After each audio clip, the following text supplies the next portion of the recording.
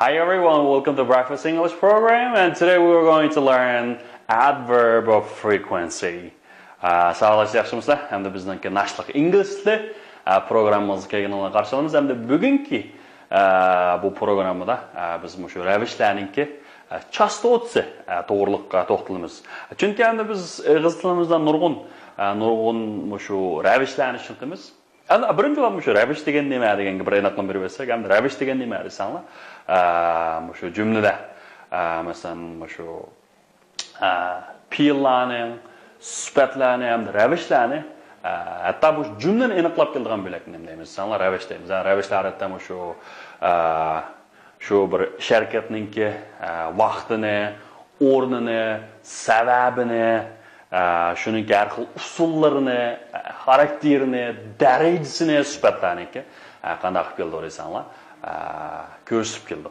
Hamda bu bugungi darsimizda bu shu ravishninki foods deb qo'yamiz. Frequency deganimiz chastotasi. Demak, hamda belgilik vaqtda shu yuz berish qatim soni degan gapchi. Qatim soni degan gap. Aslida qarab baqsak, buningda always, usually, normally, generally deb nurg'un bor. Hamda bu yerga masalan always deganimiz nima desanlar, buning chastotasi 100%. Bu degan gap hamda masalan bir hafta 7 kun bo'lgan bo'lsa, masalan I always study after class. Okay, men doim darsdan keyin qanday qilaman, o'rganish qilaman. Bu demakchi 7 kun dars bo'lgan bo'lsa, 7 kun darsdan keyin qanday qilganligi, o'rganish qilganligi. Demak, davomli hamisha degan gap, men hamisha darsdan keyin qanday qilman desanlar, o'rganish qilaman. I always study after class. What about usually? No, usually ning odatda yuz berish imkoniyati 90%. Demakchi hamda 7 kun bo'lsa 6 kun odatda. Ko'p nima desanlar, odatda.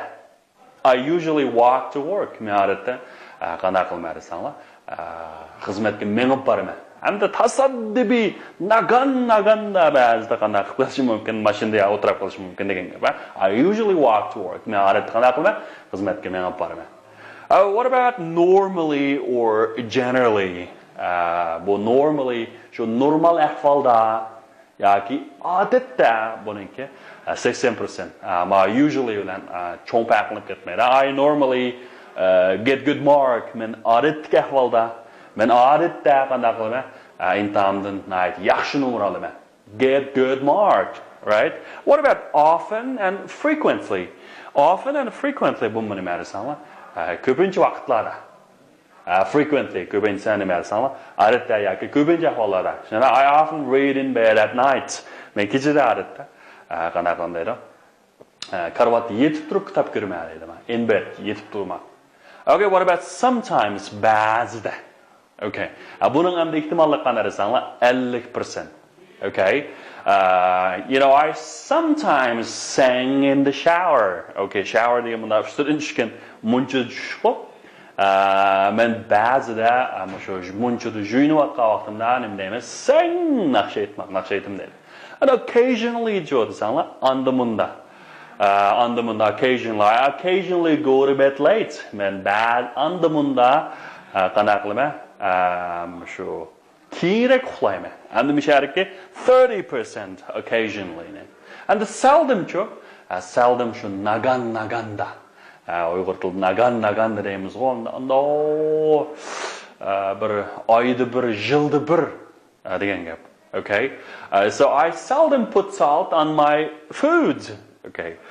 Men naganda shu tamuqimga nima solaman? Salt.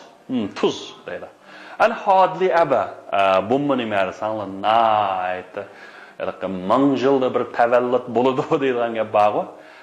Demak, hamda shu bir 1000 yilda bir 100 yilda bo'lgan bir ishlar. Masalan, Facebookning qurg'uvchisi Mark Zuckerberg, bu eng tanliq odam, hamda bunda bir milliarder bo'lib ketish, bunda bir odamning hamda 100 yilda nima desanlar, bir chiqirib desak, hardly ever, rarely, right? Nima?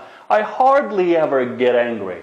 Chiqib men aytdim shu umrimda 5 barmoq bilan sanag'idek qanday desanlar, achchig'lanaman. Demakchi, nihoyatda ehtimollik 5% da hamda 100 kun bo'lgan bo'lsa, shuning ichida faqat 5 kun qanday bo'lgan. Shuningda ekanda achchiqlangan gap. And never bo'lsa, azaldan bunday ish qilmaydi. Never. Ya'ni vegetarians never eat meat. Vegetarians degan hamda shu go'sht yemaydiganlar. Shu sayko'k toplamaydiganlar. Qanday desanlar, azaldan qanday qilmaydi? Go'sht yemaydi deymi. Ammo buning qurilmasi qanday desanlar, birinchi subject egisi adverb undan peel. Mesela Daniel always passes his exams. Always nari keldi desanlar, shu peelni oldirib kelib qana qildi, aniqlab keldi. Qana doim, hamisha. Yani he's always happy. Yakob mesela mesela adverb. Yana o'xshashlam demaysanlar, shu ravishni oldirib keldi. Ya'ni ravishni qana qilib aniqlab qo'yadi. Mesela he's always happy. O hamisha qana desanlar, xushal. Okay, that's all for today and see you next time. Goodbye.